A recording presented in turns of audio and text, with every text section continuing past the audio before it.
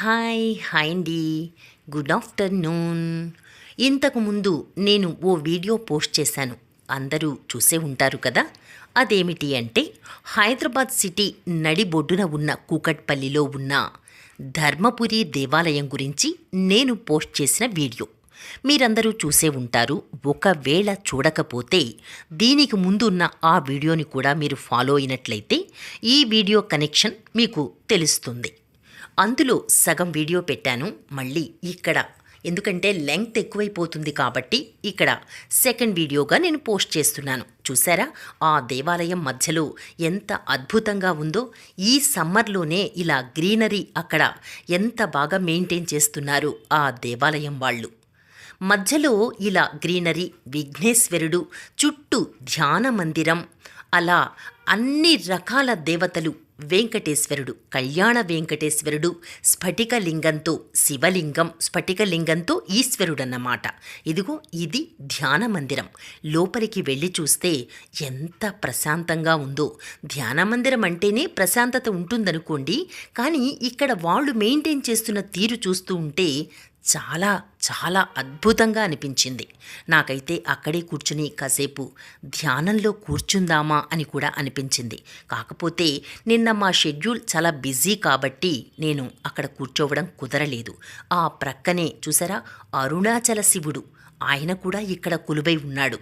ఇలా ఒక్కరేమిటి చెప్పండి, అందరూ సాయిబాబా, తర్వాత షిరిడి బాబా, తర్వాత ఇంకా అసలు లక్ష్మీదేవి, పద్మావతీదేవి, అమ్మవారు, గ్రామదేవతలు అందరూ కొలువై ఉన్నారండి. చాలా అద్భుతంగా అనిపించింది. మీరెవరైనా సరే ఇదిగో మా వాళ్ళంతా ఉగాది వస్తోంది కాబట్టి ఉగాది పచ్చడి కోసం అక్కడ వేప పువ్వు కూడా చాలా సమృద్ధిగా కనిపిస్తే కొంచెం పర్వాలేదు కదా అని కొంచెం తీసుకుని కారులో మేము తెచ్చేసుకున్నాం అనుకోండి. అప్పుడే ఉగాది పచ్చడికి సంబంధించి మాకు కొన్ని అందులో కావలసిన పరికరాలు వచ్చేసాయి. ఇదిగో అయ్యప్ప స్వామివారు, ఆయన కూడా ఉన్నారు ఇక్కడ లేని దేవత లేరు మనం అనుకున్నాం కదా. అలాగే అమ్మవారు లోపల విగ్రహం చూసారా ఎంత బాగుందో, బాగా చెక్కబడి ఉంది లోపల. ఇది బయట పెట్టిన చిన్న విగ్రహం, అది లోపలి విగ్రహం అన్నమాట. ఇది గ్రామదేవత, ఇక్కడ పెద్దమ్మవారట, పెద్దమ్మ తల్లి. ఈ పెద్దమ్మ తల్లి 100 సంవత్సరాల క్రితం ఇక్కడ వెలిశారట. అక్కడ ఆ దేవాలయ కమిటీ వారు చెప్పారు ఈ మాటను మాకు. ఇదిగో ఇక్కడ మరో దేవాలయం, శివుడికి అభిషేకం చేస్తున్నారండి, రుద్రాభిషేకం జరుగుతోంది మేం వెళ్ళిన ఆ సమయంలో. ఇలా చూస్తూ ఉంటే గంట టైం అయితే మాకు సరిపోలేదు. మరోసారి తప్పకుండా వెళ్ళాలి అనిపించింది నాకు. ప్రశాంతంగా ఈవినింగ్ టైమ్స్లో వెళితే 5 to 7 ఆ టైంలో వెళితే కనుక చాలా అద్భుతంగా ఉంటుందండి. బాగుంది కదా. దీని తరువాత మేమందరం కూకట్పల్లిలోనే ఉన్న లలితాంబికా పీఠానికి వెళ్ళాం.